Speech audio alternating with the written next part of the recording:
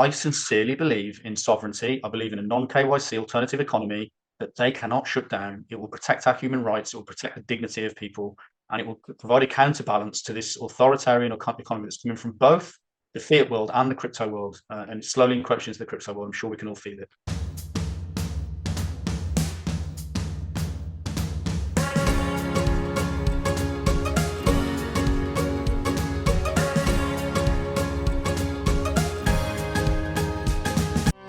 Take the first step towards online privacy.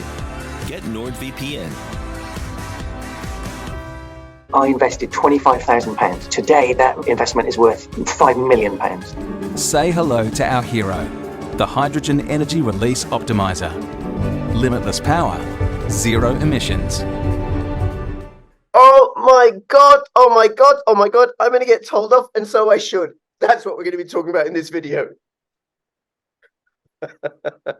Hey Matt, thank you so much for making yourself available. And at some point, you are going to tell me off, and quite right too. Quite right too. I hope you don't feel like it's Italian enough. No, Matt. It's great having you on. And actually, what people need to know, because we're recording this now, right? Is Matt and we talk for ages and ages offline, right? Before the calls. Yeah, the best content's before the calls. So I am going to get told off, right? And quite right too. And Matt has got complete liberty, and you'll find out why during the course of this video. We're going to be talking about a fully decentralized, censorship-resistant, KYC-resistant vlogging platform. And you see, I've changed my background. It says bit.ly/CryptoRich3Speak. And then above that, bit.ly/CryptoRichOdyssey. Odyssey is still my main platform, but I'm going to go back and start posting on 3Speak. So follow me there, fully decentralized, censorship resistant, in a way that the other platforms that I know about aren't. They're all centralized in some way. Odyssey is a hybrid platform. It's partially centralized, partially decentralized. Rumble is fully centralized. YouTube, as we all know, is centralized. So I'm censored on YouTube. So come and follow me there. Also follow me on Twitter, which is censored. It's centralized. CryptoRichYT, and also Telegram, which is centralized, and it's possible to censor on Telegram. And it's my official announcement channel, link in the description below. Oh, Matt. Are you using Web 2.5, Rich? Oh, I'm using Web 1.0. Well, that was better than Web 2. All right. Listen, do you want to say a little bit about yourself, and then we'll talk about 3Speak, and then we'll get into it? Yeah, I'm just an old-time crypto person, passionate about free speech. Saw that people were being censored about 5 years ago, started building video platforms about 4 years ago. And we've been working like crazy to fully build ourselves out of our video platform 3Speak, using the Speak network, which allows us to decentralize all of our infrastructure. That is about to go into testnet, the Speak network is. So we are very, very close to fully decentralized infrastructure, completely decentralized operations. And if we get shut down or taken out, it will mean zero. We've built ourselves out.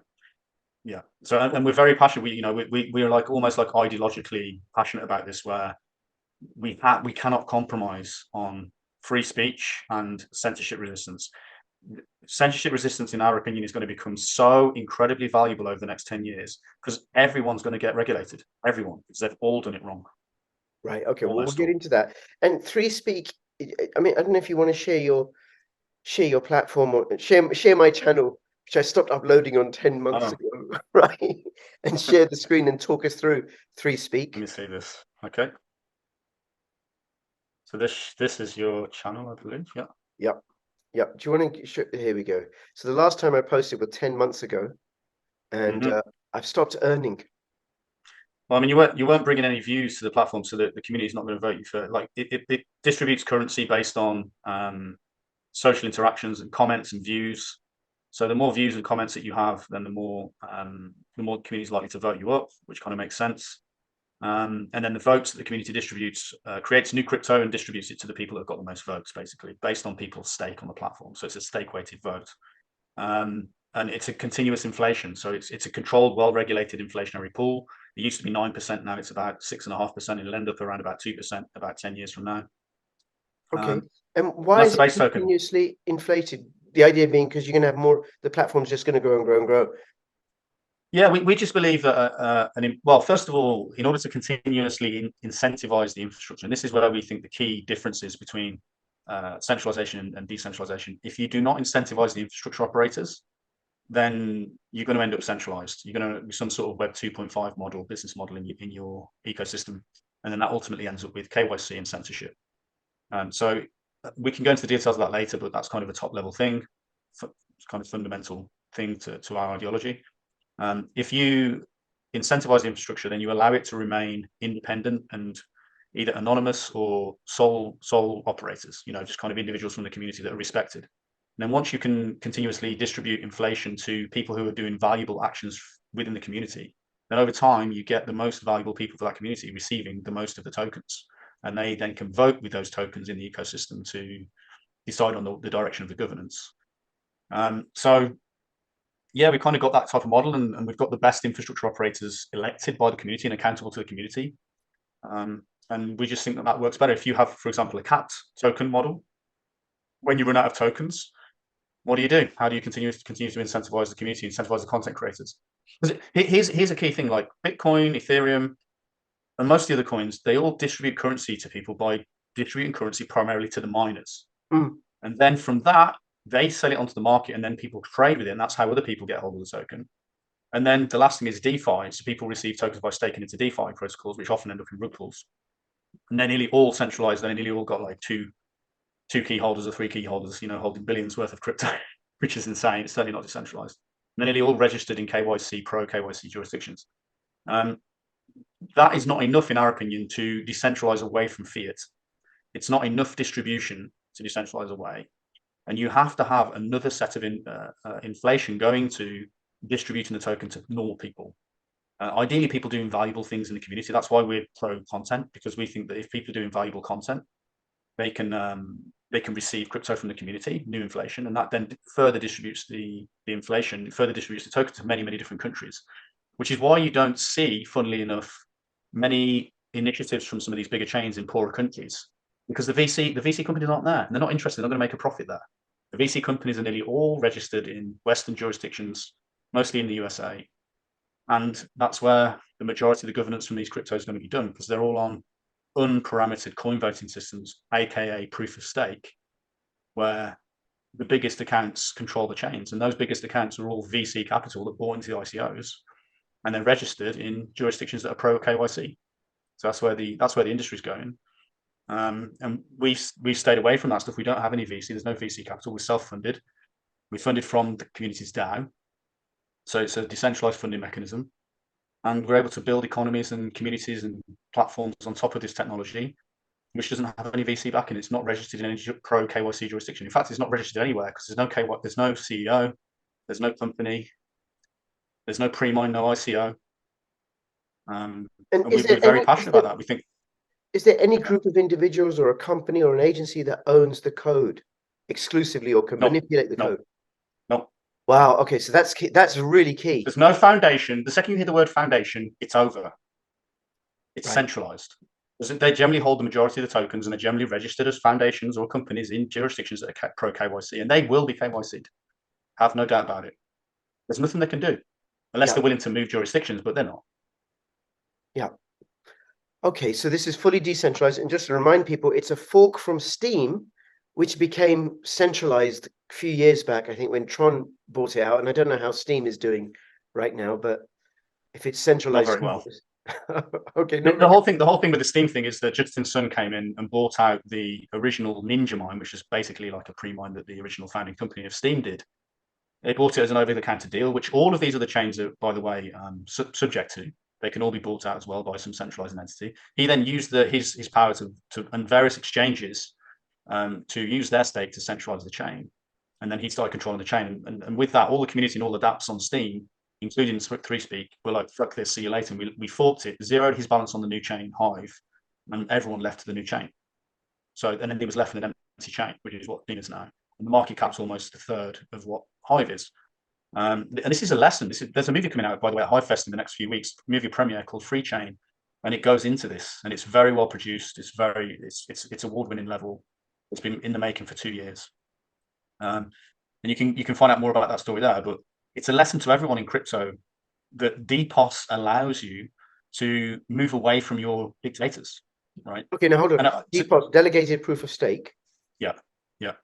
Delegated. It shouldn't be called delegated proof of stake. It should be proof of stake is unparametered coin voting. It's coin voting, i.e., the more coins you have, the more powerful your vote is. They don't like to say that though, because that would piss a lot of people off when they realise that's what it is. And it's unparametered. There's no parameters. It's just based on your coin stake. DPoS is actually what we think it should be changed to parametered coin voting. So it's coin voting with a set of parameters, i.e., you elect a group of people to represent the ecosystem, and they all have an equal say, regardless of their stake. And then the other thing is that they're building reputation on that chain. It's very clear who's who in terms of their identities, not in terms of their physical real-world identities, but in terms of their online, some of them fully anonymous identities.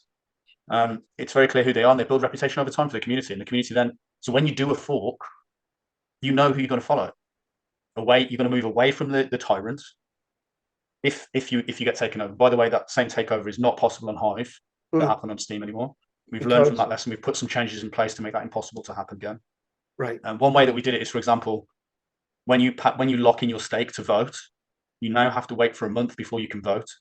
So if the community sees a lot of stake powering up out of nowhere, like happened, then it's got a month to find out who the hell this fucker is, right? And be like, hey, who are you? What are you doing here? What are your intentions? And if we as a community don't like your intentions, we're not going to proceed. We're either going to fork away from you, or you're going to tell us who you are, and you're going to tell us what your intentions are. And again, we don't want people to expose their identities. We just want them to tell us what their intentions are, as any community should be able to demand. Of course, if we could have done that to Justin Sun, we would have been able to block him from doing what he wanted to do on Steam. Because his intentions were not decentralization. His intentions were centralization. Okay, and that would have been a block by a community vote by some sort of DAO rather than a centralized entity. Well, it's hard coded into the chain that you can't vote for a month after you've powered up. No, but I mean, when you say that if in that month people can find out or what's going on, then they could block a hostile takeover agent. But if the consensus voted for it, they could potentially block his votes. Or probably what would be more likely to happen is that the community would just say, see you later, take his balance, zero on the new chain, and just move to a new chain. Right, okay. Yeah. But today, in order to accumulate that type of stake, you need to have over half of the voting stake. And because the pre-mine is gone now, there isn't anyone to go to buy a shit ton of stake from on an over-the-counter private deal. So you'd have to buy it off the open market, and it would take years. And by the way, it would make all the Hivians incredibly rich at the same time. And the other thing is, if you compare Steam to Hive, Hive is far more hostile, right? This is something that I think a lot of the power brokers that have basically taken over and control crypto, the final actions will be to make some of these chains fork, to fractionize the communities and make them fork away from each other, right? There's a lesson in Hive, and the lesson is that for these people who are going to try this, if you fork Steam, you get Hive. Now, Hive's still relatively friendly, but it's got a grudge, and it builds its own economy, and now you cannot shut it down. You cannot shut it down now. You can't buy the stake to take over the chain like you thought you could on Steam. The community is solid as a rock, and it cannot be taken away. It can't be shut down or censored unless by its own actions. When you try and fork that again, what do you get? You're going to get a fractionalized community, or you're going to get a hostile, an even more hostile community that really doesn't give a fuck anymore. You know, there's a risk to trying to break these communities up. You think it's just going to fracture the community? Well, maybe it doesn't. Maybe it turns the community even more hostile against you. So you're better off joining it rather than trying to break it up, in my opinion. It's very risky. Once you break these things up and the extreme hostile side goes to one chain and starts working together, you got a problem on your hands because you can't shut these things down. Right. You know? Okay. Very good. We like that. We like the ones that can't be shut down. Yeah. And then you said something before we started recording. You need to say it again. So I stopped uploading 10 months ago. And what's the cost to me been? Well, we reckon you've known about Free Speech for about 3.5 years. Yeah. And we reckon that if you would have just kept kept taking part in the community, kept bringing new people to the community, bringing eyes to your videos on them, bringing comments and interactions onto your videos, we think you would have earned about 40 grand's worth of crypto at least. Yeah, that you've left on the table, and I can't really understand why you did. I understand you maybe weren't getting the views you were getting on other platforms, but you well know as a crypto guy, other platforms, they're all Web 2.5, and they don't have sustainable models, economic models in them, and we want to give them sustainable economic models. The Speak Network will give them sustainable economic models if they want it. It'll give them ownership and sustainable models for their user bases. But in the current form, they kind of suffer for their own speed because they were very early to the game. and they had like really shitty economic models to build against, and they kind of made the best of what they had. They built great tech, great video tech, and great content tech, but they didn't build great tokenomics, and the tokenomics have failed certain people. A lot of people put a lot of tokens in their pockets as well on day one, which is illegal, and it gives the government the moral right to regulate you. You should earn your tokens from day one like everyone else. You shouldn't be having ICOs and free mines. And we've been saying this for years, and no one listens. Everyone's, oh yeah, we can make $1 million on day one and fund our project. No, you cannot fund your project. You need either decentralized funding, private funding from yourself, or you need to earn the tokens yourself like everyone else does and build the tech for free and give it away. That's the only way you can have decentralized technology. And we've stuck at that. And so now we've got a sustainable business model that is basically based on network effects. So the more of the network effects you need, the more resources the dApps need. And those resources are generated from the amount of tokens that you've staked. So as an app, if I get more users, I need to stake more tokens. That's it. That's the sustainable model of the token. I don't know why no one else has figured this out in crypto. It allows you to have free transactions. Our transactions are free and 3 seconds. Everyone else is using fees. If you have a feed base layer, your layer twos, your scaling layer twos, they have to batch transactions because they can't afford to constantly clear to the base layer security. So you have the base layer, which is supposed to be very secure, and then the layer twos, which are the high speed scaling layers. Well, if you've got a feed layer one, at any fee, right, and you've got 1,000 users or 10,000 users, and you're using the base layer to clear for your security, how often are you going to clear to the base layer if you've got to pay a fee every time? Yeah, you're going to batch them. You're going to batch. Because, yeah. You're going to batch, and maybe you're going to clear once a week, which means now you're the trusted entity. You hold the data. That's not trustless. Yeah. That is not what this tech was for. And furthermore, all these layer twos, they all had ICOs as well. So they're all owned by VC capital. That capital's all registered in the jurisdictions that is pro KYC. And they also have very few key holders. They haven't really thought about the decentralization properly. So you're trusting a very small number of people with a lot of your data for a long period of time. It's a recipe for disaster. It's an absolute recipe for disaster. You have to have a feel. If you're in social media, particularly because it's so many microtransactions, you want to scale on layer twos, you have to have a feeless layer one. And you have feeless layer ones by having resource credit backed ecosystems that you stake the token, you buy a little bit of the token, you stake it. I'm talking like $5, $4 worth of the token. You stake it, and that gives you enough resource credits as a user to operate on the chain all day, right, for free. You can post comments, you can post content, you can interact, you can upvote, you can downvote, you can vote for witnesses. As a platform like us, we've got thousands and thousands of users, so we need to make sure that we have enough resource credits to give our users free feel experiences. So they don't need to have any token stake to use our platform. We can delegate our resources to them, right? That allows everyone to have free fees. And as long as you're constantly inflating the token with strict economic policy, by the way, not just like, oh, we're going to hyperinflate. That's not what's happening. And as long as the inflation of that token keeps up more or less with the economic productivity on the platforms and the network effect on the platform, it doesn't destroy the top price of the token. That's it. You've got a free fee system. You can run a social media platform easily. But the problem is that the guys that did it before us, they didn't have free fee blockchains back then. So they've had to operate on these high fee layer one blockchains, and it centralizes the layer twos and it centralizes them as well. Okay. And then free speak is not centralized in any way from what you're saying and from what I understand. Correct. And the other ones, and I don't want to be disrespectful and unprofessional, neither do you, Matt. We've discussed this, but the other main ones that we know about, YouTube definitely centralized, Rumble is centralized, BitTube is centralized, and I think they moved on to IPFS, but there was still a company behind it. IPFS is completely centralized, and I think what happened with BitTube is I think they got attacked by regulators in some way or other, just because they just why would you open yourself up? Yeah, they don't open yourself up to this. I don't know why people open themselves up to this. Yeah, governments do not want free speech, as they will not accept it. As evidenced by all the laws that are going through, the online hate bill and the censorship bill, because we have to, I mean, just look at Matt. He looks like a spreader of misinformation, if ever there was one, right? They don't want, and I am too, right? They don't want that, whatever they deem to be misinformation. We all have to be corralled into some centralized Pravda type entity. And Odyssey is having problems and issues. SEC's upset with it, says they're ahead of their time, unfortunately. Odyssey were ahead of their time. They're a victim of their own advanced knowledge, let's say. Yes. the tokenomic systems were not there for them when they built the technology originally, and they had to go what they had to go with. That's what I think happened. And then also their platform, their project is hybrid, part centralized, part decentralized.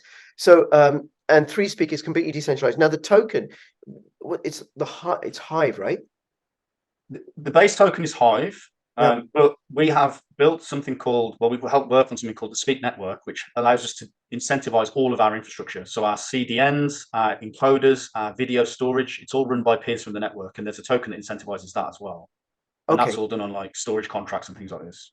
Okay. But then isn't that Speak Network is a centralized entity that's working on the code and you own There's no CEO, there's no pre-mine, no ICO. No, nothing. We're all in it, earning the token for running infrastructure on the network. From day one, we all started off with 0 Speak tokens. Okay. And is the code for Speak Network completely open source? Yep. All right. Anyone can copy it. Anyone can use it. Then they can do their own version however they want over there. Well, no, we would argue that it's better if other platforms join it and use it for running their infrastructure as well. And basically, just keep doing what they're doing right now because they're already running encoders, they're already running CDNs, they're already running storage. And you just plug that into the Speak Network, and now you become a partner in the Speak Network. And so do your users for interacting and running the infrastructure peer-to-peer. The question is, are any of these platforms prepared to actually let their users run their infrastructure? That's the question. Right. And I think that's where it becomes. They all should be doing that because that's how they remain. That's how they protect themselves. Like the reason that I feel protected, even if we get arrested or taken out or whatever, right? It's irrelevant because we've got a desktop app, and the desktop app it runs locally on your computer and it taps into the Speak Network and runs on the infrastructure runs on everyone's peers. So you can't stop that from operating. It's impossible to stop that from operating. Yeah, even without ThreeSpeak, if you've got the ThreeSpeak desktop app on your computer and anyone else can copy the desktop app for themselves and put their own logo on it, it's over. And by the way, the other thing, Rich, we've got a way to spin up platforms for yourself. So a guy like you, instead of spending lots of money building your own platform, which a lot of people have done, especially running the video infrastructure that's required for that, we've got a system called breakaway communities where you press a couple of buttons, spin up your own platform. And there you go. You've got it. It's all Web3 enabled. Your users can get rewarded in crypto, and you and your community run the infrastructure, and it costs you 0 as a content creator to set up. Yeah. Wow. Okay. And the next step then, and this is I'm telling you, man, all this infrastructure, it's impossible to shut it down. The whole thing, the whole ideological principles that we followed means that you cannot shut this down. You cannot morally regulate it in any way, unless you pay the community a lot of money, and then they'll just walk away from you anyway. But the next step, they'll take the money, thanks very much, and they'll walk away if you're not benevolent. But the next step is to release these platforms. And what the idea is, so here's how we think and other crypto people think. What they would do is say, "Oh, crypto rich, create yourself a token, create a token." You know, like this friends.tech bullshit that's just come out. I mean, we just constantly see people going to these Web 2.5 bullshit platforms. It's so funny to watch. It's so sad. But at a certain point, people will learn what they'll learn the hard way what decentralized technology is, in my opinion. So they'll come to you and say, "Oh, we're going to release a token for you, Rich." I bet you've had offers already. And they'll say, "You know what? We're going to give you 10% on day one. You're going to make millions of dollars on day one, mate." Right? Well, that gives the government the moral right to regulate you and shut you down if it can, which it should be able to, because if you've got enough of the token, they should be able to just take that off you, and then they control the chain or the ecosystem. Our point is this, right? You create one of these breakaway community platforms, you run it for a few months, you say to your community members, "Hey, come post here. Come post, come enjoy, come put some posts on. We'll incentivize you with Hive and other cryptos that eventually get plugged in." And at some points, after 3 or 4 months, right, you'll have a very clear understanding of who's posted, who hasn't posted, who's posted the most, who's interacted, who's made comments, right? And you'll be able to see. And again, this is not KYC, so they don't necessarily have to be public accounts. It can be private, anonymous accounts if they want. After 3 or 4 months, what you do is you drop a proof of brain token, which we're now calling a stakeholder incentivized token distribution model, right? So basically, the stakeholders are incentivized to distribute the token. That's what proof of brain is. That's what Hive is. The more you vote, the more cryptocurrency you earn, and the more cryptocurrency the content creator earns, right? So it's both people are getting incentivized for distributing the token. You're making the content, I'm voting for you, so we both get rewarded, right?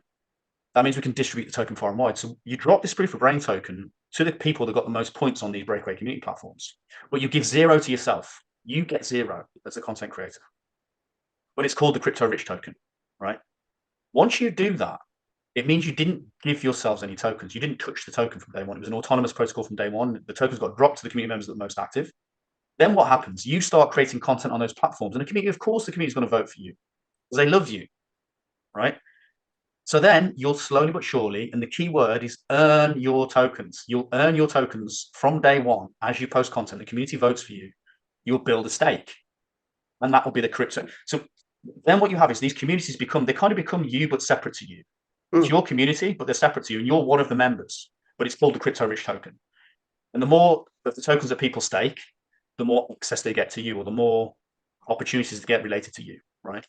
But the key is that you didn't give yourself any tokens on day one. Now, no one else can do this in crypto because they don't even know what proof of brain tokens are, right? They're all still doing DeFi. They're still doing trading, rewarding miners, and they're on feed layer ones. So they can't even think about what stakeholder incentivized distribution is.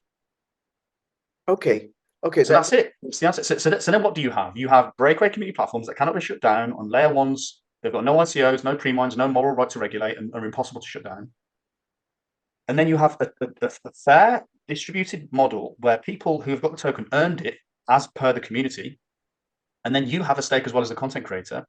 Now you have Crypto Rich's brand with an economy that cannot be shut down. You get 50,000 people doing that. You got an economy the size of a small town. And you can elect, you can vote, because the voting's built in. And you have anti-spam systems via the resource credit system. It's 0 fees to send money. You can stake it. You can earn DeFi with it. We're going to build something called a liquidity pool into it. This is where it's going. So every community is going to have its own liquidity pool, its own token, sustainable. It's going to be impossible to regulate. It's going to be outside the system. They're all going to function as their own separate economies that cannot be shut down. That acts as a counterbalance to the rest of these crazy motherfuckers who are trying to control our lives. They won't be able to do that because once they try, you're like, well, I'm going to use Crypto Rich's token. He doesn't care where I'm from. He doesn't care what my political opinion is. In fact, he can't care. He's not allowed to care. Because these systems, here's the thing. You decentralize properly, and this is how you know. This is how you know you decentralize properly. You decentralize properly, and these base layers give you guaranteed digital human rights. The right to post, the right to speak, the right to have a social media account outside the other platforms, the right to have a followers list that no one can take away from you, the right to build in a community, the right to build an economy, the right to vote. Yeah. These are all inalienable rights that are guaranteed within truly decentralized ecosystems. And essentially none of the ecosystems today, few of them maybe, have got any of those rights built into them. Right. The only right is pump my bags, you know. Where did we go? We went lost. We got lost. You know? Yes, I think greed got in, and people. And by the way, sorry to interrupt. There's no KYC in any of this anywhere. Yeah, that's the other thing. If you can KYC it, it's centralized. Okay, now, hold on a second, because I saw something the other day about MetaMask, the new rules coming in, and that they got to be. Well, yeah, but who runs the infrastructure for MetaMask? Who is it? Well, there is a company behind MetaMask, right? Infura. Who owns Infura? Joe Lubin. Who bought all the ICO on Ethereum? Joe Lubin. I mean, come on, it's almost like, are we really this stupid? I feel like they're all plants, man. This is a massive, well-played conspiracy, and they've fucked us, and they've won until they realize that they can't censor this technology. Okay, this is coming from left field. They have not seen. Free Speak uses a similar extension like MetaMask.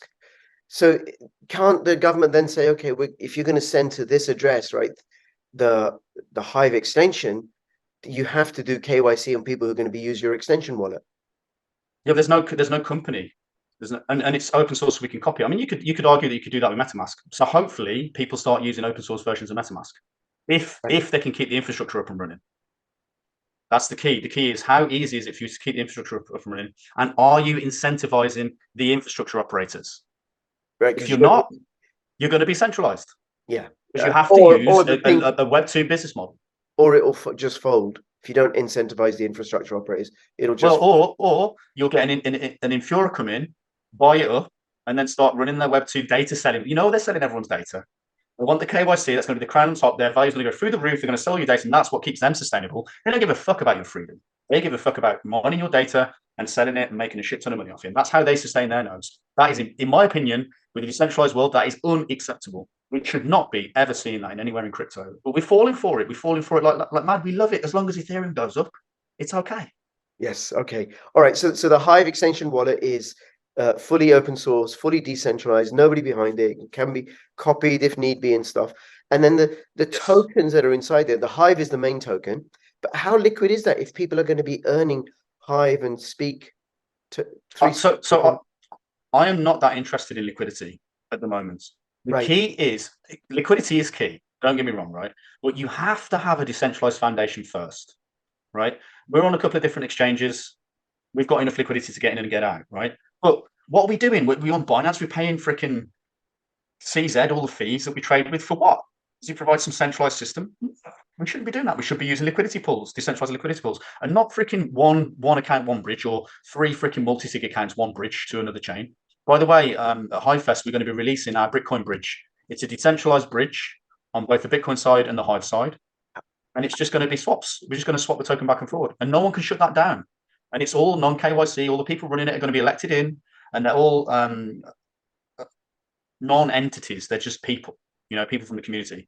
And by the way, we're also doing collateralized. So if you want to be a liquidity provider, you have to put the stablecoin HBD into the equal amount that you're providing liquidity for, so that your ass is on the line if you do a rug pull. So basically, no one else seems to do this. What this is something else we can't understand. Over collateralization is a normal thing. No one in DeFi is doing it. So when the rug pulls happen, you lose your money. I wouldn't put my money with anyone in DeFi unless they've already staked the same amount. Right. Of their money, right? Now you can't fuck around, because if he fucks around, he loses. I get his money, right? That's normal. That's what this money should be used for. No one's doing it. Just pump the bags, baby. Pump the bags. Matt, this is incredible. And I just got to say, just to acknowledge, one is the thinking behind all this setup, the way that it's been set up to be centralized, censorship, KYC resistant, and then absolutely your passion. How passionate you are about. How else are we going to secure freedom? How else? This is freedom. Yes. This is, what's the other alternative? The Web 2.5 stuff that's not going to save us. Well, the other alternative, Matt, is being a bit of a dumb asshole like me and like, oh duh, not seeing it, right? But then people like me who know about it, who don't use it, well, we're the one who's going to get in trouble when we could be the ones who are leading the way for others. Well, so this is what I think is going to happen a little bit to some of the current content creators in the ecosystem, because we all started off 9-10 years ago and we're all like, oh, Bitcoin, we can now send our own money and no one can stop us. But then you see with Bitcoin, it's going to be a high fee based layer. There's a lot of KYC going on Lightning. It's very difficult to run a non-KYC Lightning node. There are some examples, but when they try to scale, if they're registered businesses, they will be regulated. Why? Because they don't incentivize their infrastructure, because Bitcoiners will not incentivize their infrastructure. So Lightning Network works great, but in my opinion, it will ultimately end up with a KYC system. And they'll argue, well, you can still send Lightning without KYC. Not really, not in big liquidity, not with big trades. So they're pushing all the plebs to Lightning. The rich will interact on the base layer because the base layer fees are going to be so high. Everyone accepts this already. It's just that people are still having a bit of cognitive dissonance, So us Bitcoin is a liquidity layer. It's a layer that we can use. If we have a decentralized bridge that cannot be shut down to Hive, we can use our HBD stablecoin to pay Lightning invoices. I don't know if you know, there's a guy called Brian of London. He's built an app called v4v.app, v4v.app, and you can pay with Hive stablecoin. You can pay Lightning invoices in 2 seconds, 0 fees. Yeah. So there's people. Brian London, from the London Real Network. No, I don't think so. No. Okay. No. Okay. Not that guy. No, not Brian. No. He's around. He's around anyway. But he basically has built a system where you can scan a QR code and pay a Lightning invoice from a stablecoin that has got no KYC and has no assets backing it, in terms of asset like treasuries in a bank. Are you fucking kidding me? USDC with treasuries in a bank? This is not a crypto, and that's going to be KYC'd as well. They love this. The governments of the system that has worked us around in a big steep, and we've all ignored these flags. So you have to have on Hive. You have a stablecoin. It's an algo stablecoin with a lot of capital controls. It's a lot older than, what was it called? Luna and Terra. Yeah, they had the exact same model, except they had no capital controls and they had nothing back in the base token. Right? Hive's base token is back because I'm an app and I need resources on the chain, and I will not sell my tokens at any cost. So if I do, my app shuts down. Right? The more apps you have, the more users you have running, the more holders of last resort you have. Right? Luna had none of that stuff. They just had, let's increase the market cap of the stable coin to twice the market cap of the base coin, and fucking who knows what's going to happen. Well, ours is limited to 30%. So that the HBD, the Hive-backed dollar, will never go more than 30% of the market cap of Hive. And then we stop creating HBD and we start converting back, right? The other thing as well is that they did that massive short, right? So they can convert instantly. Instant conversions, are you kidding me? Locking in stablecoin for returns on instant conversions. It's insane. So we have a minimum of 3.5 days and a 5% loss when you convert to on the instant convert.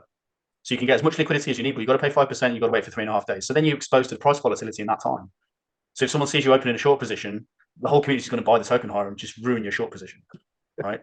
Right. Whereas they couldn't do that on Stellar, on Luna. But it's because this is the thing. We're sitting here, we've done all of this. We've been at 20% APR for a year and a half on our stablecoin. This is another thing you've missed out on, right? It's completely sustainable because our stablecoin's really small compared to the market cap of Hive. It's like, I think it's like 6% of the market cap of Hive. It doesn't even make a fart, you know? So if everyone cashed in their HBD tomorrow, it just inflate Hive slightly. Yeah. I mean, but we've been doing this for years and no one notices it, you know? It's incredible to me. Well, I think I want to come to the point I was making. So Prime of London has built an app called v4v.app where you can hold stablecoin that cannot be KYC'd. It's got 0 fees and it sends in 3 seconds. And you can scan with an app, v4v.app, a Lightning invoice to pay a Lightning invoice, and it automatically sends your stablecoin across, converts it to Lightning, and pays a Lightning invoice in like 2 or 3 seconds. Oh my God. So people in Venezuela are using this. They won't use the Lightning Network in El Salvador because they don't want to hold Bitcoin because the price fluctuations. It's not a stable asset. It never will be, in my opinion. Everyone's like thinking Bitcoin's going to be some sort of stable asset. Like, who said? Who said? You're just guessing, you know? So you need to have a stable asset that is not backed by any physical assets, that is a crypto algorithmic stablecoin. There's got strong capital controls that cannot get big enough to ruin itself. Okay. Right? And if people want to find out about make instant payments, the app, where would they find out about that? Just v4v.app.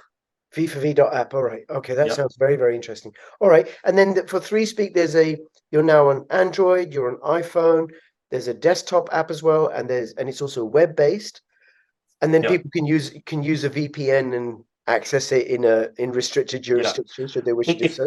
If you really care passionately about your freedom, you should really download the desktop app, because once you have the desktop app, we cannot affect the desktop app, right? It runs locally on your computer and it uses Speak network infrastructure that isn't controlled by us. Right. Yeah. And so if we get shut down, it's still all there. It's still all up online. And it's fast to upload. And yeah, we've got the uploads improved vastly now. It's really good. At some point, we'll move resources away from the Speak network. The reason that we haven't done, for example, you keep going on about, can I automatically upload my videos from YouTube? Like, that's the thing. That's the thing that got everyone on Odyssey, you know, which is great for them. They focus on that tech, and it was a great service for people. But we've been like, well, we have to focus on making sure our videos are stored peer-to-peer. Yeah. So let me, it's very new, but let me share my screens if it's okay. So this is Speak Network's website, speak.network. And we're just an incentivization layer for Web3 infrastructure, really.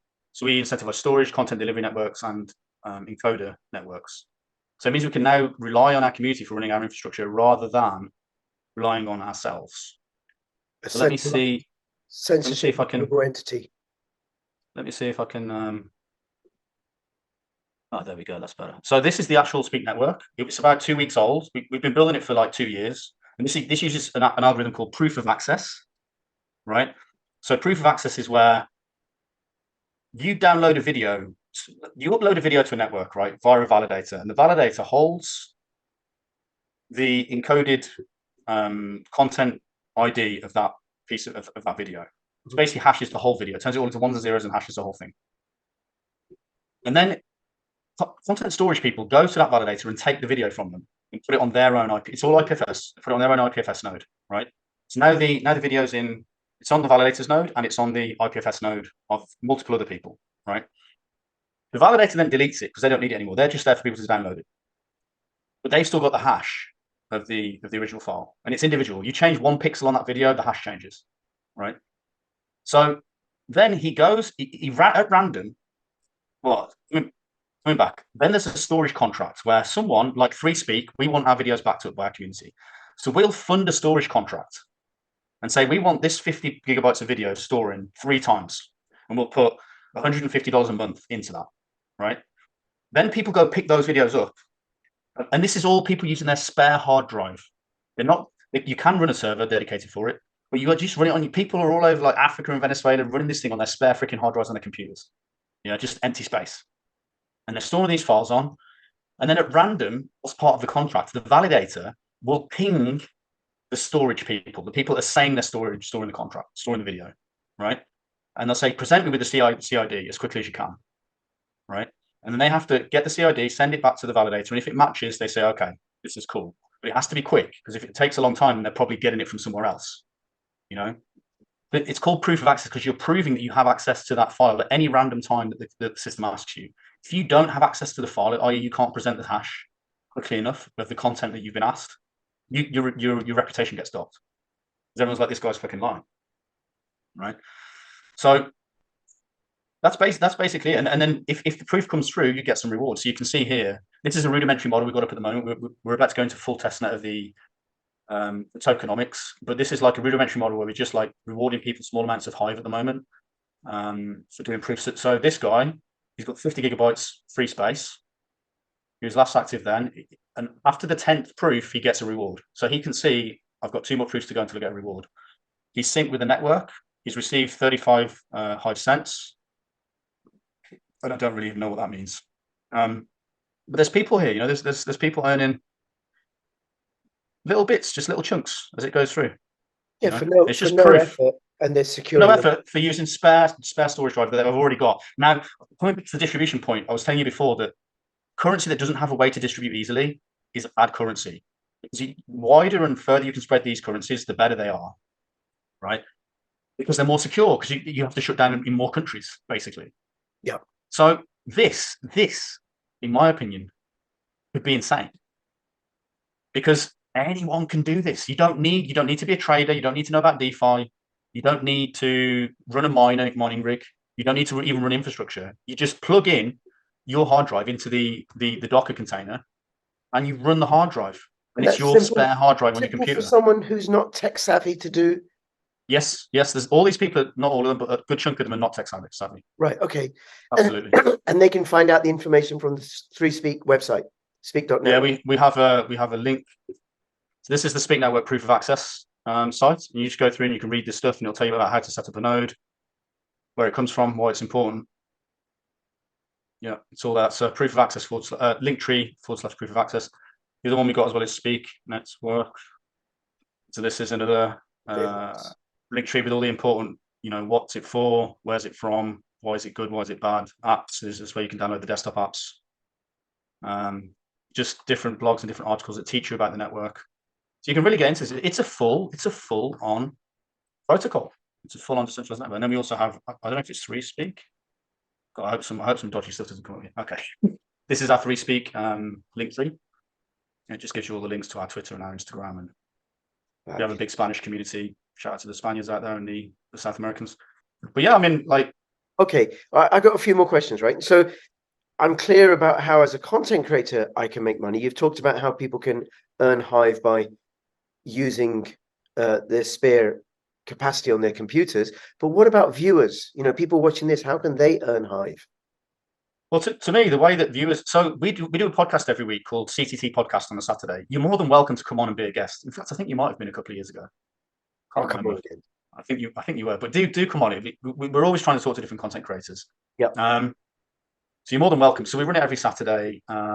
It's like a 2-hour podcast, and we've been talking about these problems for years. The way that people have they've kind of got cognitive dissonance, so they can pump their bags rather than focusing on the actual way to decentralize. And we're not geniuses. We've looked at what's happened to Hive, and we've realized you can't shut it down. And then we've asked ourselves, what hoops has Hive had to jump through to get to this place? And it's like, it's nearly all counterintuitive.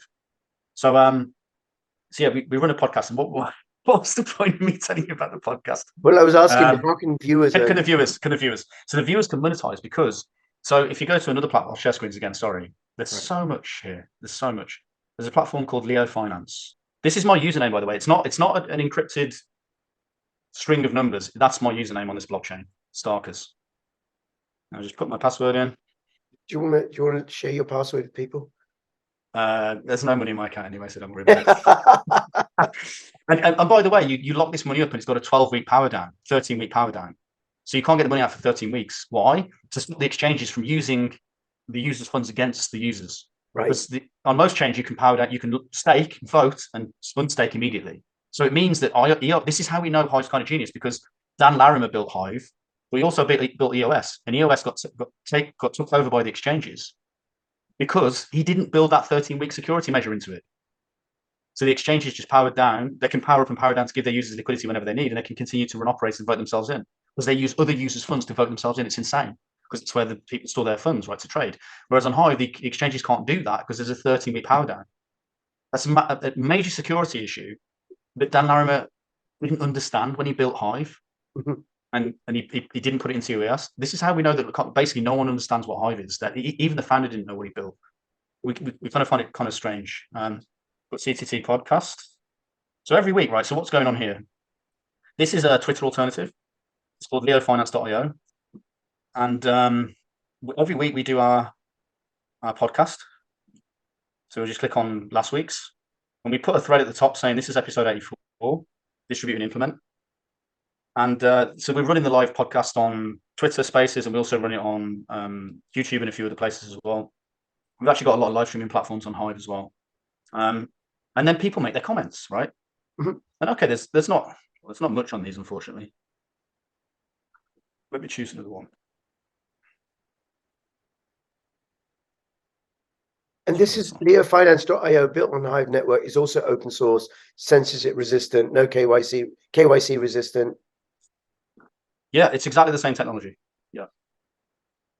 And my account's exactly the same account here and there. Okay. But for some reason, these have all got zero. Let me see if there's any others. Because normally what we do is we go through and we vote the comments that people are making, so we can reward them with crypto. I can't see the monetary values coming up just yet. You know, they're all zero on this one, unfortunately. Yeah, but basically on most of the, it's kind of random. So like this guy got $2.59 Leo, which was worth 18 cents, right? So it's not much, but it's a proof of concept here that we're actually rewarding people for commenting as part of podcasts. Right. So no longer are we asking for donations. This technology, you shouldn't be asking for donations. You should be able to reward your listeners with crypto for making intelligent comments as part of your shows or part of your content. Okay, so if I have a video, I could reward people that post comments with Hive? In this case, it's Leo and Hive, because if you use the Leo platform, you're able to get rewards from Leo as well. And this is what's amazing about this. The more platforms there are, the more tokens there are. On the ThreeSpeak platform, if people are watching this video on ThreeSpeak, I could reward them. So let's go to ThreeSpeak. Let's go to today's videos. This is actually a video of me organizing Hive Fest. Hive Fest's happening at the 22nd of September in Rosarito, Mexico, from the 22nd to the 26th of September. And there's just loads of freedom lovers there building the latest in this technology. But Gabby does really well. Gabby's one of the good creators. She's always active in the community, and she's getting reasonable amounts of money. And this just keeps coming. It just keeps, the inflation keeps going. As long as our inflation model's reasonable and acceptable, then it doesn't hyperinflate.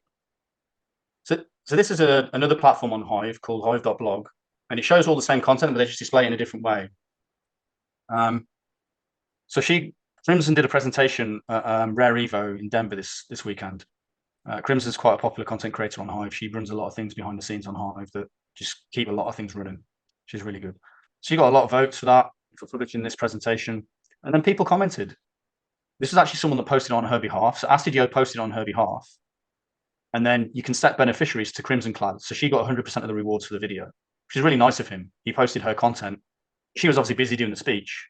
He cut it up, posted it. The whole community loved it. And you can set beneficiaries from your content to someone else. So he gave 100% of the rewards to Crimson Clad. So then everyone upvoted it. So you can see who upvoted this. All these people upvoted it. And so she made a nice comment. Thanks for his kindness, friends. You are correct. I likely wouldn't have gotten around to sharing it, etc., etc. She got 12 votes from the community and earned $3.16 for the comments, plus the 227 from the votes to the main blog. And then other people commented as well. This guy got 57 cents for commenting. This guy got 46 cents. So the point is here, like we do this every week. When we run our live stream, the CTT podcast, we run this as well. We put out a threadcast on Leo Finance, and then people can comment live during the show, and we go through and upvote their comments and reward them with crypto if they're commenting. Right, and over time that builds up engagement, draws more people. Yeah, gets more connection between the content. It incentivizes people to make really intelligent questions as well. They really think, because it's like there's money on the line. So they start to think about how can I make really important questions, and then we say we're the only podcasters, as far as we can tell, that pays its users. We don't ask for donations. We donate to our users, right, for interacting. Okay, but then you make money because many of them reward you. No, I mean I'm not doing this for money. I'm doing this for a content creator. How would a content creator make money? Right. So a content creator, so in this case, Okay, from those payouts. it's this But set of now this payouts. links to a YouTube video on the Hive blog. But it could link to a 3Speak or an Odyssey or a Rumble video. Yeah. Let me see the latest 3Speak video that's posted on the network, and it should show up here. There, Khalil Kazi. He's actually the creator. Funnily enough, he's the creator of Leo Finance. These are two guys that work in Leo Finance, and they're going to do a 30-minute show. I don't know what it's about, but people voted it 45. And so this is interesting. So we set beneficiaries to us. So we have a Speak beneficiary. Mhm. So if you're uploading video, we force you to set beneficiaries to us. So 9% goes to us, 1% goes to the leaders of 3Speak, like the people who are posting the best on 3Speak. 1% goes to Voltec, who's one of the key devs. And what that does is we've set it in such a way that guarantees that we make enough money to support the cost of our infrastructure every time someone posts. Yeah. So so some of this money goes to us as a platform because they're using our infrastructure, they're using our encoder, they're using our content delivery, and they're using our storage to run their video platform. But we don't charge them. We just take from the inflation from the chain to support what we're doing. Right. And the chain is sustainable based on network effects, based on demand for resources. The more you have to use the chain, the more demand you have for resources, the more Hive you have to stake in the network and lock in. Okay. Now, this is amazing, Matt, and it is different and distinct in, I think, many key ways, right? So it would take, so one of the things I can see for myself is I can't take what I know about, say, YouTube and Rumble as centralized entities and think that, okay, that it's just going to work the same way. Because I'm a bit lazy and I've got I work part-time as a child protection social worker. So I don't have, and I'm not business minded. Yeah, I want to make money, but I still got to feed the kids and get some cash in the meantime while I do social work, right? So I don't want to, I'm not spending all the time, or that's the thing. I haven't been spending all the time to upload on this platform and that platform and this platform and that platform. However, what I'm getting from this conversation is to really maximize the opportunity of 3Speak and I suppose fulfill on the promise of censorship resistance and freedom. Then it's going to take work and effort on my part. Sure. I mean, yeah. And it's worth it because freedom and censorship resistance is important enough. And given what's going on in the world, which you and I both agree on, right, by and large, okay, I'm going to have to put my learning hat on. So I'm going to I've got a few ideas. I'll talk to you offline about those. But that's been really, really useful. It's not the same. So for people watching this on 3Speak, you're going to have the opportunity to earn money by engaging with content creators on 3Speak. And also, if you're not watching on 3Speak, well, you should come over to 3Speak. I'll start promoting that. And I won't stop. I mean, the way it works that we see it is like, we're here primarily for the sovereignty. You cannot shut this down, right? And the reason you can't shut it down is because it has a governance token that you can distribute to people for creating content all over the world, which is what's happening. And that gives you governance rights on the chain. So it allows you to vote and take part in the direction of the chain. So the money side of it is kind of like a default of the fact you're creating content anyway. But it's not the primary reason that I use it. I don't even post. I'm not a content creator. I'm a terrible content creator. So I don't post to the chain. I don't make any money off posts. But I sincerely believe in sovereignty. I believe in a non-KYC alternative economy that they cannot shut down. It will protect our human rights. It will protect the dignity of people. And it will provide a counterbalance to this authoritarian economy that's coming from both the fiat world and the crypto world, and slowly encroaching into the crypto world. I'm sure we can all feel it. So we've stuck to our guns, and what we say is use your Web 2.5 and Web 2 platforms to direct and use as a traffic funnel to direct traffic to properties that you own in real Web 3. You actually own the account. You actually own your followers lists. It cannot be taken away from you. It cannot be deleted off the chain. It cannot be KYC'd or regulated away. Yeah, there is no owner. There's no company. When we forked away from Hive, from Steam to Hive, and we took the name Hive, some of your listeners may know that there's a company, a long-term company in the blockchain industry called Hive Blockchain Technologies Limited. And it's a Canadian company registered on the Canadian Stock Exchange, and its owner, Frank, its CEO, Frank, he's all over CNBC. Very well-connected man. And so when Hive Blockchain took that name, he issued a cease and desist order to the Hive blockchain. And then 2 weeks later, he took it down because he realized there is no one to go for. There's no. But this is where we go. We do this tech properly. Any brand is at risk now. Like, we believe that brand IP is almost valueless. the IP is in accumulating the governance tokens and the influence tokens on these ecosystems, on the layer 2 communities and on the base layer. And then you issue the tech for free, open source. Everything's open source that we build, and people can then take that and iterate upon it and make this network even more valuable. Yeah, and we earn tokens because we're creating value in the ecosystem. The community likes the value that we're creating, so we receive more tokens. It's as simple as that, and that's where we think the business model is going. I can see at a certain point, it's going to get so easy to spin these communities up and create tokens that you're going to get attacks on the big brands. You're going to get random anonymous people creating. You've already seen a few NFTs been released on behalf of Nike or whatever, for example, right? But they kind of NFTs are kind of fizzle away. But when you get a truly decentralized community where there is no entity, there's no KYC, there's no ICO, no pre-mine, no moral right or reason to regulate the ecosystem, and the tokens distributed fairly, so not one individual gave themselves 10% of the tokens from day one. Everyone owned the tokens equally. And it's all over the world because there's a great distribution mechanism in the proof of brain system, which basically no other chain has. You can't shut that down. So now these communities are going to start taking over brands at a certain point in the future. And the brands are either going to have to try and fight them one by one. Half the accounts are anonymous and they're all over the world. It's going to be almost impossible to do that. Or join the tech. It's going to have to integrate the technology. And then what's going to happen in the future is, I kind of mentioned it earlier, the brand or the content creator or the community owner will exist there as an entity, as part of the community, not on top of the community, but as part of the community. And the community will build around that, and they'll still have a lot of respect and love for the original creator. But it becomes more of a democratized thing where the value creator in the community will accumulate a lot of these tokens.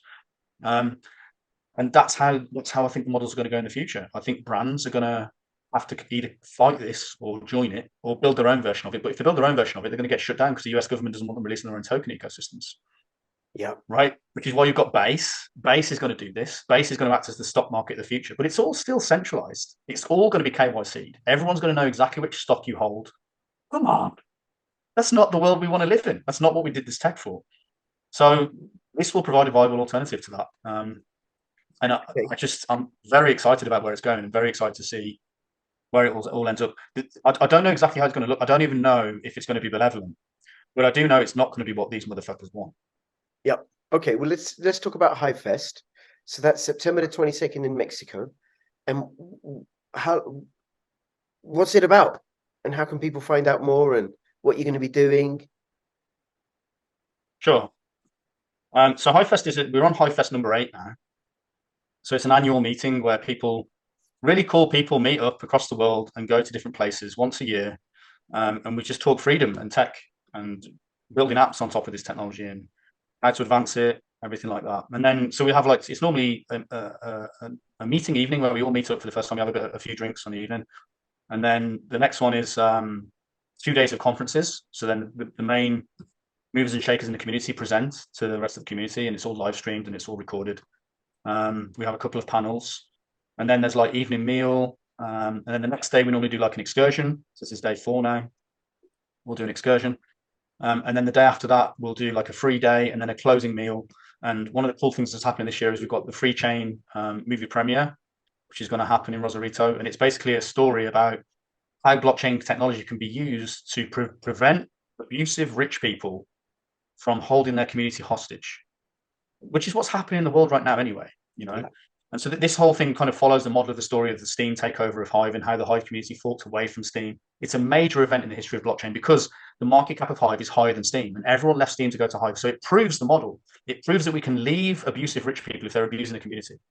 So now what it means is that abusive rich people who want to be abusive are going to have to become much smarter, or they're going to have to hold much less of the tokens. So they've got much less money at risk, and they're going to have to be very careful about how they abuse the community.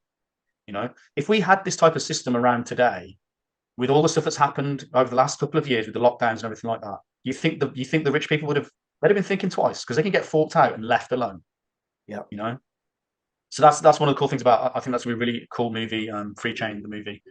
So that's happening on the last day, and then next day, most people go home. There'll be a couple of stay on people that will do unofficial events for the next 2 or 3 days after. Just kind of we'll do a beach volleyball day, and a couple of other things. It sounds small from what you're saying. Yeah, right? It's a smaller group. I mean, it's the bottom of a bear market, so it's a pretty small group. And one of the things that we struggle with a little bit of it, Matt, which is the opportunity, because if people were to go along, say to KEYSTONE, there's billions of people there. but the opportunity and it's centralized. The whole Ethereum network is centralized pretty much, right? But the Hive is decentralized, KYC resistant, censorship resistant, and it's Yes. just growing and growing and growing. And I think what's going to happen is as there's more and more of a squeeze, people are going to gravitate to more and more decentralized structures, which I suppose is the opportunity of going to HiveFest early now, because well, you get to rub shoulders with Matt, and he might be on the same volleyball team as you. But I you know, wouldn't say that's the reason to go to Hive. but in a few years' time, when you're as big as Satoshi Nakamoto, you're not Oh going to no, no, want to be on I really don't. I hope I'm not anywhere near as big as Satoshi Nakamoto. I'm not that guy. I just support the tech. I do what I can to advance it, and I'm not going to take any I know, limelight. but there'll be all these other people to be on the. I want to be on the same volleyball team as Matt. Right? My point is, this is ground level. Drinking a lot of tequila is what I've been doing. This is a ground level opportunity, and me being the silly arse that I am, because I knew about this 3.5 years ago when I first interviewed you, and I thought, oh, this sounds great. This sounds great. Okay, so here we go. But what I do acknowledge myself for, Matt, is I keep coming back to you. I haven't oh my God, I can't contact Matt again. I can't contact Matt again. No. You're always welcome. You're always welcome. We can meet again in another year when you still haven't blogged and No, I will. you're down I'm going another 20 grand. No. I'm going to download the desktop app. I'm going to start using that. I'm going to invite people. I'm going to start saying to people, come over to 3Speak. Follow me on 3Speak. I'll link that on when I post on Twitter and stuff. So I shall do the work, because one of the things I'm clear about is that patience pays in the crypto space. This is a long-term game. You know. Yeah, I mean, the other thing I think is really super important here is there's two things. I think one is that if you can funnel traffic to true Web3 properties that you own, I don't own your shit on this. You own it, right? I can't take your account away. I can't take your followers list away. I can't take the platforms you build away. I can't take the communities away that you build. I can't take the community economies that you build around that away from you. That's all yours and your communities, right? That's the point. There is no other tech that can do that for you. I genuinely believe that. And we ask people to debate us on this, prove us wrong. We're really going to a really strange place with the crypto community at the moment. And a lot of people are going to get a bit of a rude awakening, I think. And that's the second point is, in my opinion, I'm not using this as like a bait or anything, but there's going to be a lot of crypto content creators who have got no clothes. You know, they're influencers. They've been telling people to buy this coin, buy that coin. This coin's decentralized, that coin's decentralized. But when the crunch comes to it, and their cognitive dissonance is clear, if it's purposeful cognitive dissonance, they're in a world of trouble, because there might be lawsuits. There might be people saying, well, you told me this and it's not, right? But at least at a very minimum, there's going to be reputation loss, because none of this stuff is decentralized, you know. And it's like, you guys lost your way and you've chased the money, but at a certain point, when that technology starts becoming a hindrance to people, because they're getting censored on that as what they would have been doing on the old tech that it was supposed to replace, or as a very minimum, they're getting KYC'd and tracked, right? Well, then it's like, well, we've just ended up in this world anyway. You know, what were you influencing me for again? You know, and then it's going to be, well, you know, if you're everyone's looking for decentralized social media. Everyone, I see it all the time on Twitter. We desperately need decentralized Twitter. We desperately need decentralized social media. We've been here for 7 years, 7 freaking years, and I've been living on this platform. I've got free speech. No one can censor me. Okay. Yeah? I run my own communities. I run my own platforms. No one can censor me, and I own my shit here, and I'm no one's bitch. You know. Whereas if you post on Instagram, Facebook, Twitter, even though Elon Musk's a nice guy, what are you doing? What are you doing? You're under him. You're under a man.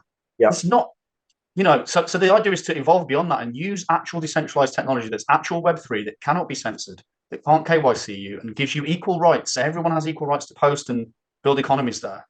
And with that, the people that see that should have seen it years ago, they're going to be the ones that maintain their reputations, I think. And I think there's going to be a lot of questions asked to people that chase the money too much, and compromise people's decentralized paths, let's say, you know.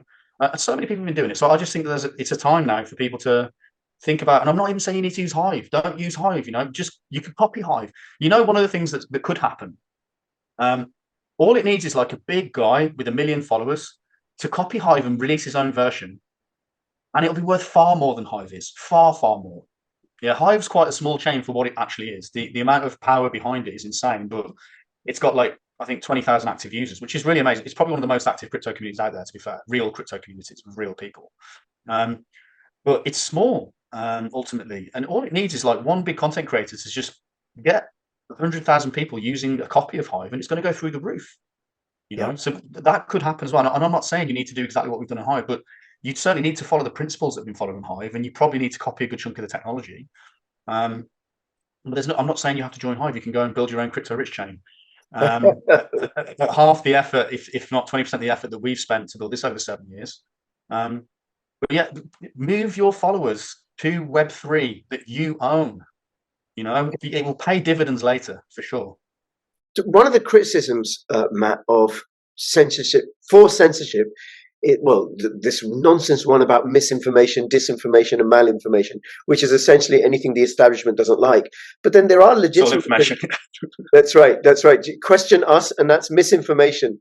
So, but there are legitimate concerns that I think both of us have about paedophilia, about incitement to violence. I mean, I'll talk to anybody. You think carbon dioxide causes global warming and climate change, right? Fine, I'll talk to you. We'll have a civil conversation. You think this and that in terms of your politics, fine, I'll talk to you. But incitement to violence, pedophilia, I mean, how do you deal with that on the Hive network? Yeah, so basically the base layer chain is a text storage dump. So you can store text on there for free, right? And that is a massive scope of, like, the implications of that are insane.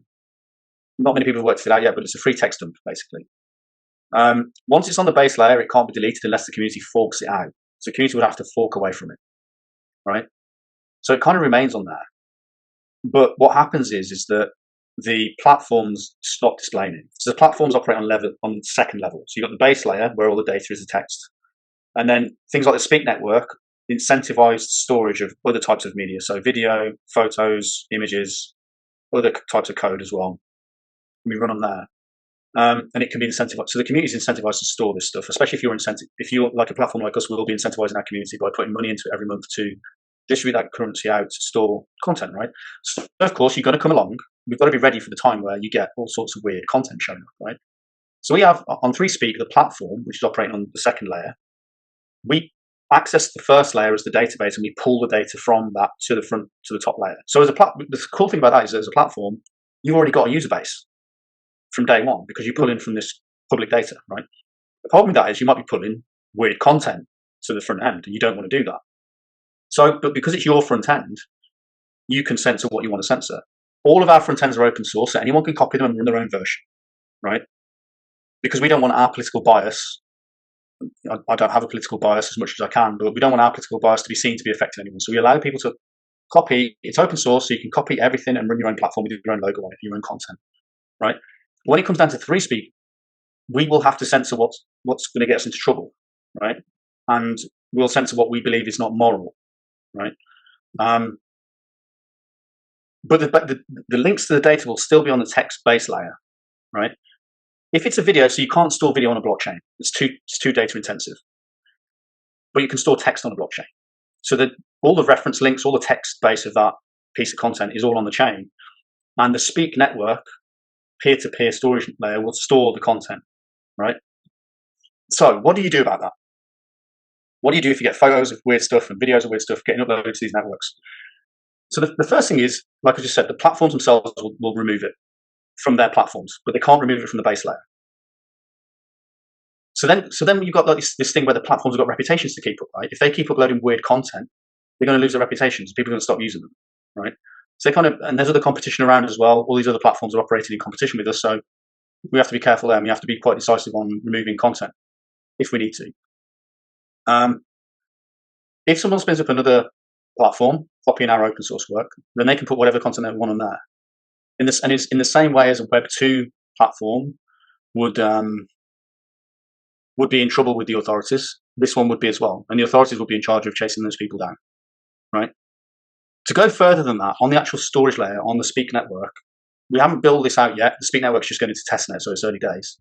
But one of the plans is that we can use stake. So the more stake a user has in the ecosystem, the more they've earned, the more power they have in their vote. And we're going to set up a system where people can force tags onto content. So if it's a not safe for work piece of content and it's not marked as that, and the community judges it as being that, then they can force an NSFW tag on that piece of content once a certain amount of stakes voted for that tag to go on that content. And then it automatically goes on and it sticks it on the base layer so everyone can see that reference to that content over there is NSFW. And then all the other platforms can be alerted to that and then not show that content, right? The other thing that you can do is things called content gateways, where the platforms can curate their own open source gateways. It's like a Swiss cheese. If you imagine a Swiss cheese going over your screen, and it lets certain pieces of content through and it doesn't let other pieces of content through. So you might have like a child-friendly content gateway that you select and run on your screen for your children to use. You might have only NSFW, right? So you can see all the NSFW stuff. You might have everything but NSFW, right? And you can make all these content gateways open source so that anyone can run their own gateway on their platforms. So it allows people to effectively tailor their own content censorship mechanisms. That's not built on Speak Network yet, but that's one of the things that, of course, we have to. When I say we, the open source community has to build. Yeah. And basically what we're trying to do is, with the forcing of the tag and then the Swiss cheese model with these content gateways, it will allow the community to self-regulate what content goes on the platforms. Ultimately, it will still be on the base layer. And then further to that, all validators are like known validators. They're not necessarily public entities. Many of them will be anonymous. But if they're constantly storing shitty content, the community can see, they'll be able to, once people start voting for content and saying this is NSFW, then this same validator node or this same storage node keeps popping up with these forced tags. Everyone will be able to see that that's you. They won't necessarily know who you are, but they'll see it's your node. And then at a certain point, the community can start downvoting you and ruining your reputation. Right. To say, look, this person keeps freaking uploading bad shit that we don't like. And then the other thing as well is that the head validators, so the validators are also going to have a third layer of containers. Because if you imagine, I mentioned before, the validators sit on top and then the storage people take the data from them. So all the data that goes into the network that's incentivized goes through the validators. And the storage guys get that content from them. If the validators are elected by the community, there's 20 of them. It's the top 20. There's going to be hundreds of them, but like backups, but there's going to be a top 20 to get elected by the community. That may become a top 40 at some point, but for now it's a top 20. If I put my stake of Speak tokens onto you as a trusted validator, I'll let a few things slip, right? But if you're caught putting child porn into the network, I'm going to remove my vote from you. Right. And you're going to drop out of the top 20. And then someone else who's been waiting there that can come in can now have their chance to prove themselves as highly reputable validators. And you can't expect all validators to catch all contents all the time, but they should be doing spot checks and they should be checking the stuff they're letting onto the network. And so what that does is some validators will put everything on because the more content thrown through the network, the more they get rewarded, the more storage you distribute to, the more you get rewarded. As a storage node, you want to store as much content as you can because you get more rewards, right? So there's that side, the extreme side of like doing as much storage as you can, let everything through. But then there's going to be more conservative nodes that don't let everything through, that do more intensive checks. And they're more likely to get voted in by the community because they're thinking about putting more resources into checking the content on a spot check basis and removing it from the network if they need to, or not letting it through, or keeping a track of users that keep uploading shitty content and not letting them through. So there's going to be this weird balance of like some validators are going to get voted because they're really high throughput, but they can't be too high throughput because the validators that are going to get voted in that do more checking are going to be more popular. So there's going to be this weird balance made of between letting a lot of content through and not letting too much through so you don't lose votes as a validator. And this is another key to making sure that you have a token layer that can incentivize infrastructure operators, i.e. validators. And that those validators, the most important ones, can be elected into positions of influence in the network because then they're held accountable by the community. And so we think that the front ends censoring, the base layer is still going to be there. The ability to force tags based on your vote, and then the content gateways that allow certain tags through and certain tags not to get through. And then the validators being held to account by the community will be enough of a system to get rid of the majority of the content. And then if there is still some content that makes it through somehow through that, then it's going to be, we just release the tools, right? In the same way that there's still upload shitty stuff on the internet anyway, it's going to be up to Interpol and the other law agencies in each country to go and find those people. They take as much risk posting to Web 2 as they do to Web 3. So it's going to happen, but we've got tools to deal with it. Before we start recording, you were going to tell me about a particular example.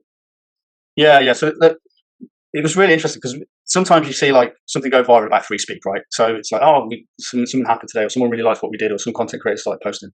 Well, a couple of years ago, we sort of started seeing Reddit pop up, and it was like paedophile posting to free speech. So I'm like, all the team, emergency meeting, what the fuck's going on?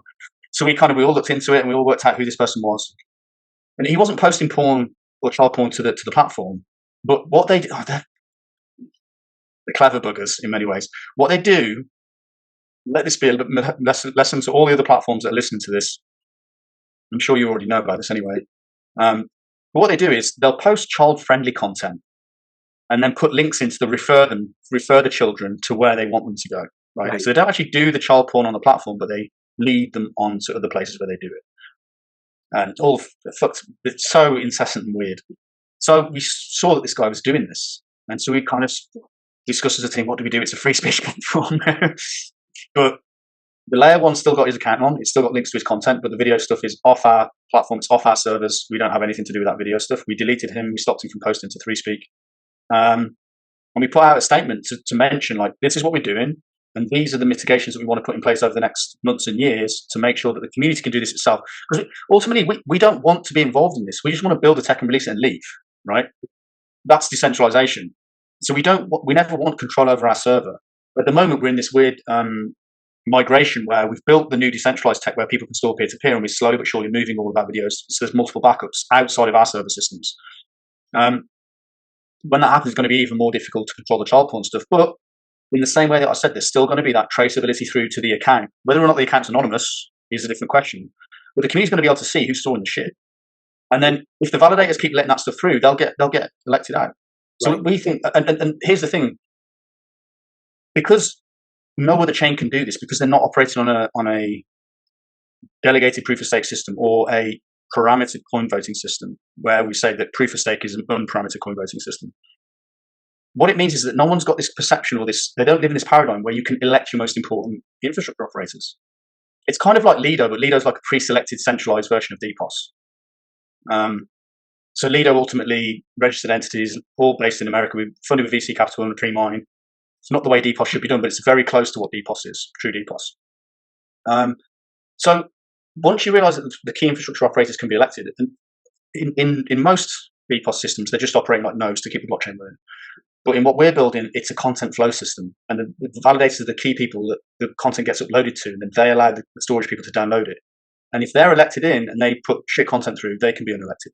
And that to me is like there's like 4 lines there that I mentioned, and that's the last line of defense. And we'll see how it goes, we'll see how it goes. We really think that's going to be enough to adequately regulate the ecosystem. And here's the point. The difference will be it will be regulated by the community itself, not by Elon Musk, not by Jack Dorsey, not by Facebook. What's his name? Centralized entity. Right.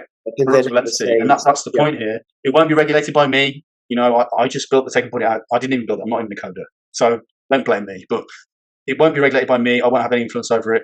It will be by the community, and whoever earns those tokens in the ecosystem by providing infrastructure, by providing value, will ultimately be the people that direct the platforms to where they need to go to control their own censorship. And I just think that's cool as fuck. It's new. I've never seen a system like that before. We don't have any issues on Hive. Hive's been running for 7 years, and we don't have any issues with it. If there's any shitty content, platforms get notified. The community's pretty tight, and everyone sort of lets everyone know, don't post this to your front end, or this is weird. So we've stayed on top of it so far, and I'm not saying what we've got is perfect, but I think the tools that I've just mentioned, as they get built out over time, and you've just got to bear with us. We've only got so many resources. It's all open source stuff. No one's making any money off this. We're all building this in our own time and trying to fund it any way that we can. Great. Luckily, we're funded from a decentralized DAO, so we've got funding. And that DAO can print money out of thin air as long as it's not printing too much. We're okay. And so the community votes for that. It's a decentralized decision. That currency gets created and distributed to our developers' accounts. And so we've got the funding to do this, and I'm very confident we'll be able to do it over the next year or two. So we'll see. Rich, I might be completely wrong here, but I'm coming at it from the principle of Western society was built on free speech. It's the fundamental basis of everything. And you can argue free speech with no reach, like all this stuff. Like, you have to have the ability to have free speech for creativity. If you don't have free speech, you don't have creativity. And then you don't have creativity, you can't have progress, you remain stuck. So, the problem, say, with the Soviet Union, they didn't have free speech, they didn't have creators coming forward, you didn't have debate, people working stuff out, generating new ideas inside debate, and the society stagnated. Absolutely, I agree with you. Okay, Matt, listen, thank you so much. Really, really appreciate it. Appreciate your generosity and your graciousness as well. And then also, it's like your completely justified, well-founded, harsh words for my own benefit, right? So I'm going to start posting on 3Speak. I invite people to go check out 3Speak. I'll have the link in the description below. Please subscribe to me on 3Speak. I might even change the above to get rid of Odyssey and start growing that. I don't believe in getting rid of Odyssey. What we've built can help Odyssey. And absolutely, it can bring new life into the Odyssey community. It can make their infrastructure sustainable, and they can bridge it out so that the rest of their community can run their infrastructure for them, which makes them more censorship resistant. And it's basically going to cost them nothing. It's all free to build on. All they have to do is spend a little bit of dev time to implement some APIs. So it's all built for them to use. They can even copy the system themselves and run their own version of it, with their own token and relaunch. Although I don't know what the US government will say about that. But which is true censorship resistant when you have that, and true freedom when you have that sort of freedom. And I really, really appreciate it. You are coming back on the channel, and not in a few years' time, right? Like last time. If you have any comments or questions, put them in the description below. And between now and when I see you next, please keep filling your pockets with freedom and censorship resistance. This is Crypto Matt and Crypto Rich signing out. All the best. Bye-bye.